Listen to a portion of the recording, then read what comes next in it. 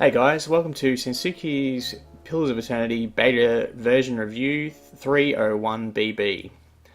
Now, it's been a while since I did my last version review. That's because I've waited quite a while to do this version review for this patch, and I've been a bit busy doing some other stuff. I just completed a Let's Play Icewind Dale last night. Now, one of the things that I found very interesting is that there seems to be a lot of people that think that the version 301 is a big improvement over version 278. Now, I have to disagree with that. I think it's like two steps forward and one step backwards, kind of like that. So I reckon that anyone who says otherwise obviously didn't play the build very much or didn't do very thorough testing. Like I've done about, I think, between 25 and 30 hours of in-game testing of version 301, and yeah, it's not as playable as version 278. Even though there are a lot of improvements, there's some very, very annoying things about it, which I'll go into shortly. And I think that the people who are saying that, they must only be jumping in, like when a new patch comes out, these must be the type of people that jump into the patch, play for a few hours, and then write up their conclusion of what they thought. There's a lot of stuff that is noticeable straight away, but there's also a lot of stuff that's only noticeable if you actually look for it. But like I'm surprised that people didn't pick up on like the stuff like the engagement bugs. Like that's the most annoying thing to me in this patch, is that there's been some new AI clauses added in by David Simzik in the latest patch. So like the enemy AI actually has different targeting clauses and stuff like that. However, there's a bug where the same targeting clauses are also applied to characters in the party. So if your character is engaged by another character and you have issued them a command, they'll cancel your issued command, and they'll start auto attacking the person that they've been engaged by. And there's also like disengagement attacks are bugged. The character that's moving that is supposed to receive a disengagement attack from the stationary character actually makes the attack at the stationary character while they're moving with no animation. And there's also a bunch of other engagement bugs that have come into this patch. It's really weird, and it makes melee combat pretty much unplayable. So like, I think what most people must be doing in the latest patch is just rolling with 4 or 5 ranged characters, because like the balancing in the new patch is way too easy. Like everything is just, not everything is easy. There's a few units in the game that can pretty much KO your entire party. One of those is the Mempougra. I don't know if that's how you pronounce it. It's like Menpwgra with a bunch of accents and stuff on some of the letters. The Mempougra on hard can summon a Rain Blight, and those two together, if you're not paying attention, can wipe out all of your characters in like, I don't know, 5 or 6 seconds. So, like if you focus fire the Rain Blight down, because the AoE damage on the Rain Blight's just ridiculous. Like one lightning strike, which is like an AoE attack or something that happens pretty often, critted my wizard for, I don't know, 150 damage on the first hit or something like that. So there's stuff like that where you can get KO'd, and the spiders in the Ogre Cave, they still bypass 10 DT, and Petrify is kind of crap as well. So yeah, you can get beaten down by enemies in the beta, but overall it's a lot easier than the last version, and all you have to do really is just roll around with a few characters with arbalists and guns, and you can just one-shot pretty much every unit in the game just with a round of artillery. So yeah, I don't know, maybe the people that are saying that 301 is better than 278, or like way better, are just playing on easy difficulty or something. I'm not sure. So anyway, yeah, I've mentioned the multiple engagement bugs, which have mostly been found by a backer called Cubic. I've mentioned the AI bugs. I've mentioned that the game is too easy, and a lot of that is actually due to the attribute changes, which I'll mention a bit further down. Another thing that is kind of strange is that the chainmail proportions on female characters look kind of better in the character creation screen. They look a bit more proportionate. What Dimitri's done is reduce the bust size and improve the texturing, but it actually looks worse in the game world. And I've sent in a report about that. So it makes female characters in chainmail, they don't stand out as much as they did before compared to male characters. Like if you've got a female human character in chainmail standing next to like a male elf character, the proportions really like the male elf character, the proportions are really hard to tell apart. So that's another thing that's kind of interesting. There's a bug with the stash currently. So like the stash has now been changed to page format, and when your stash page 1 fills up and you start putting items into the second page, the items actually don't show up. I'm pretty sure they're added to the array because the actual size of the stash array increases, and you get a second page and a third page. When you add enough items, the items aren't displayed in the stash, so that's kind of interesting.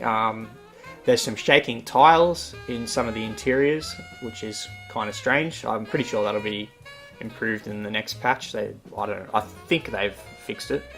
And weapon damage ranges have been removed from the UI across the board, which I think is a UI bug, and that's made it really annoying to test new abilities and like weapons and all that kind of stuff, because you can't see what damage you're supposed to be doing.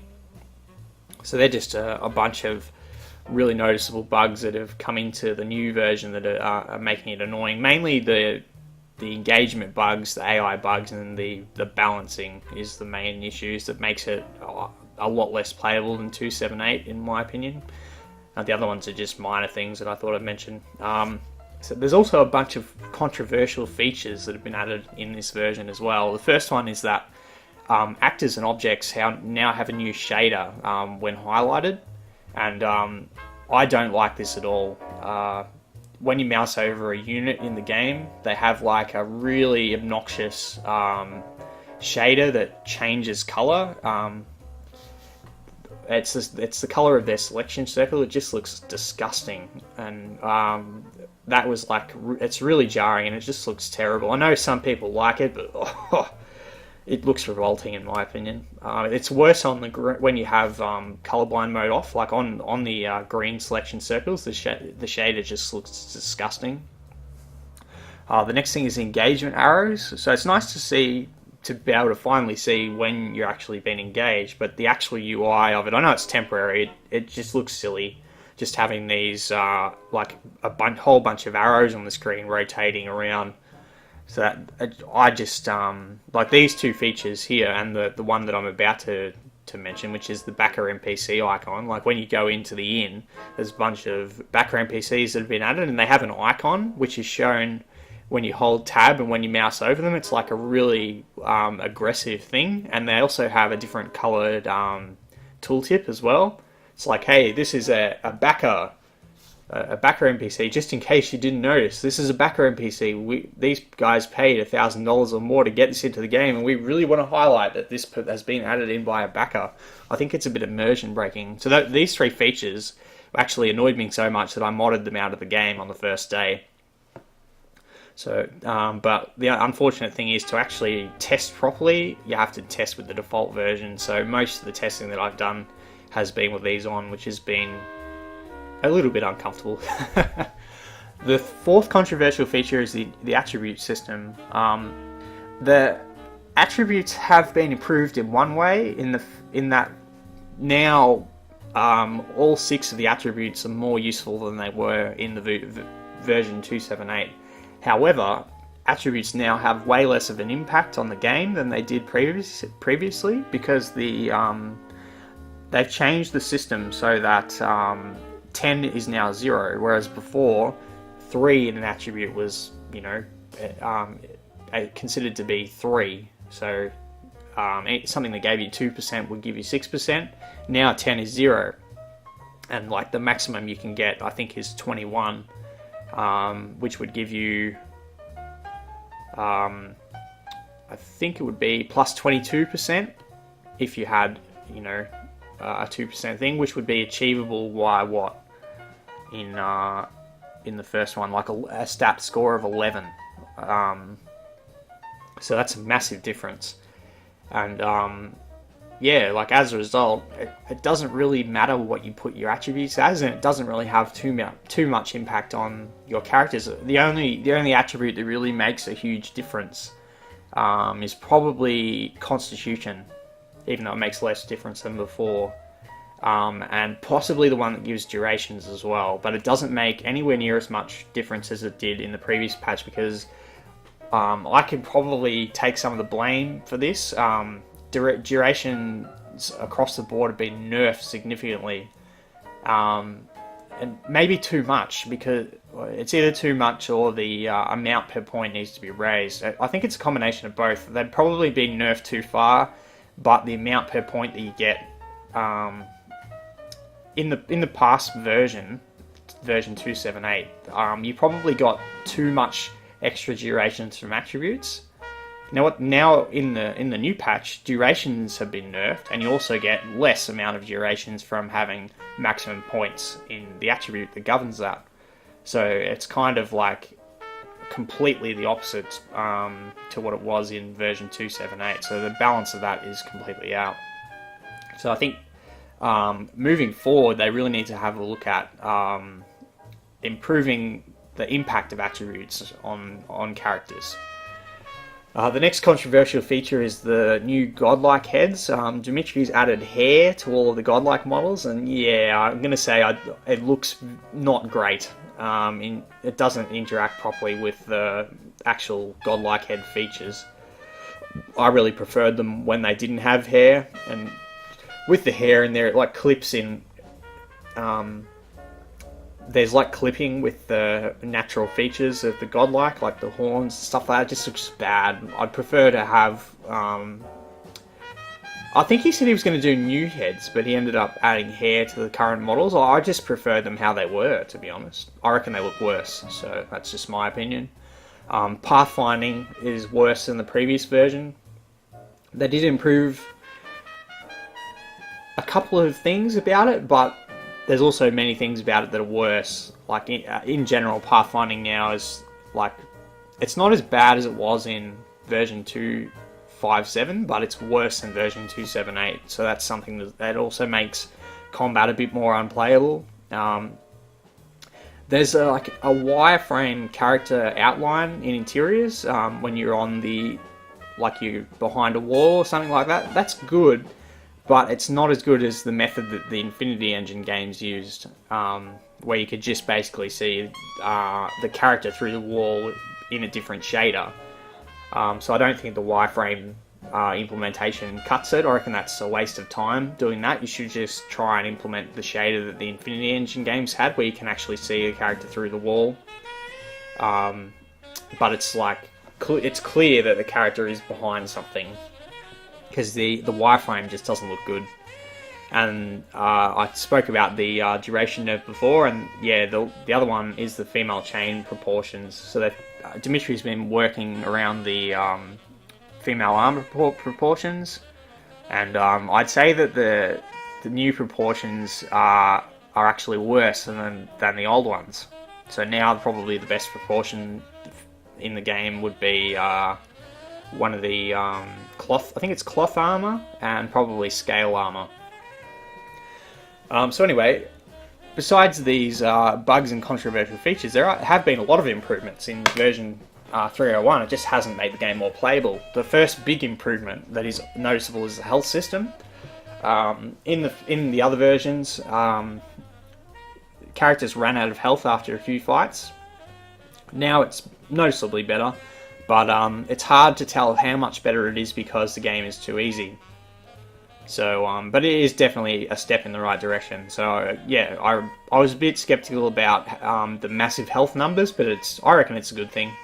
Yeah, so, and I think the health system is now a lot more intuitive than it was before. It should be easy to understand. So yeah, that's a big step in the right direction. The stealth system has been massively improved as well. It now makes a lot more sense. I haven't used stealth that much. Usually just when setting up for an encounter. But yeah, it's noticeably improved, and the UI is noticeably improved before as well. even though it's only temporary, it's the not having those circles on the screen is good, at least for the player characters anyway. They fixed the gaps in the portrait HUD, but now the health bar is a lot thicker and it overlaps some of the portrait elements, so the consistency issues with that needs to be fixed up a bit and maybe made to look a bit more pretty, but at least there's no like see-through gaps in the portraits anymore. The footsteps that have been added in are fantastic. They change sounds but depending on what terrain you're walking on, which is really good. So that's a massive improvement, and the footstep sounds are better than the footstep sounds in the Infinity Engine games. There's still a few improvements that could be made to that, because in the Infinity Engine games you could hear characters in the fog of war, you could hear their footsteps when you were like viewing an area of fog of war. You could hear like hobgoblins and stuff walking around. So I think they should add in something like that so you can hear characters in the distance. So that would be cool. They removed the darkening effect of unselected portraits, which they added in 2.7.8. I think that was an unpopular feature, and it was something I mentioned in my previous beta version review. So I'm glad they've removed that.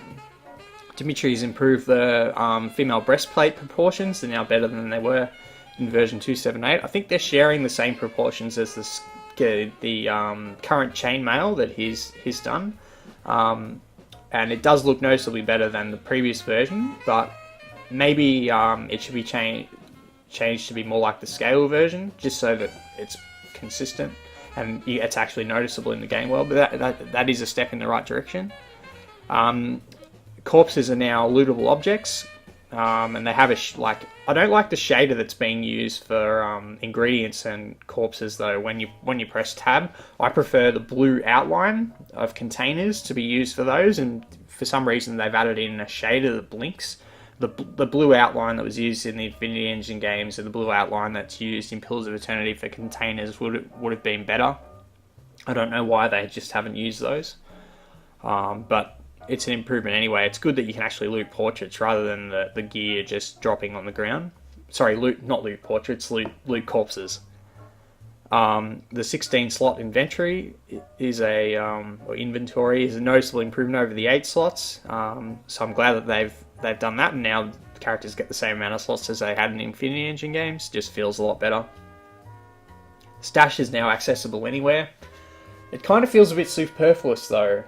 If you're going to have per character inventory and a stash, I think they need to work out what they want to do there, to be honest, because the 16 slot inventory kind of makes the stash feel superfluous, and the stash makes the per character inventory feel superfluous. So make up your mind, guys. Which direction do you want to go in? The next big improvement is the combat log and the dialogue box using major cloth tint as for their name. And that's something that I've been campaigning for over a year, and I'm glad that that's finally been added in. So thanks, guys, for doing that. Now it's a lot better. It's a lot easier to tell what's going on in the combat log, or at least at a glance anyway. And it's a lot. It looks better in the dialogue window to see the major cloth tint of the character name being used. The text size in the combat log has been improved. There are still some bugs with the text scaling though. Damage is now being properly calculated in the log. Well, most of the time anyway. It's not showing stuff like wild strike and I think procs. They're just being shown as part of the main, or the main damage of the weapon rather than being separated. But I think the DR system was throwing it out. None of us knew about that DR system, which it's really weird because it hadn't been mentioned before. There was no mention of damage resistance or damage reduction, DR, anywhere. Josh had never talked about it before, and then suddenly it just appears. So yeah, that was a bit to swallow. I'm getting used to it though. Maybe DR and DT combined can work. The next improvement that was noticeable is that you can now exit out of character creation and leveling up, which is really good. So that's a big improvement. Now you don't have to quit the game. when you want to do that kind of stuff. Long weapons like pikes and greatswords and stuff no longer overlap the inventory UI. That was also something I mentioned in my last beta version review, which has been improved. Game options now have better persistence across area transitions and save load. Characters now blend properly into attack animations. They no longer run on the spot for 10 frames. Also something I mentioned in my past beta version review that they seem to have paid attention to. Jibs and hit effects are now in, which is good. They look like they still need a bit of work, but at least they're in, which is good. And characters now go into their proper stance on pause, which is something that I also mentioned in my last beta version review, and that's been added in, so now that feels a bit more Infinity Engine. And there's also a bunch more improvements and changes. A lot of those have to do with class abilities. However, there's not too much point giving feedback on class abilities because the changes weren't documented, and there's bugs with the display of like damages and what stuff does. For instance, Monk's Turning Wheel now appears to be active all the time, which I assume is a change aimed at making monks better when not being targeted by enemies. However, like if that wasn't the case, how am I supposed to know? Because the tooltip hasn't been updated and no documentation has been provided with the new patch on any ability at all. So like in future, I'd prefer that these changes were documented or that the UI tooltips are updated, because like if a change is made to an ability, how are we supposed to give feedback on it? How are we supposed to report bugs? Like, that's just lazy. I know that, like, Obsidian wanted to get the patch out quickly, but I'd prefer to wait an extra day to get that extra information because it helps us actually give proper feedback. Alright, so what I'm going to do for this version review is I'm going to split my video into smaller videos. So I'm going to end this video now, and then I'm going to move on to my requested future improvements. Yeah, so the next section will focus on character creation, user interface, and controls. Alright, so I hope that was a good version review, guys, and the new patch will be coming out next week. It'll be like 4 weeks since the last patch, which is a pretty significant amount of time. But hopefully it will be a big step in the right direction across all of the areas in the game that need to be improved. Okay, so I'll see you in the next section of the video.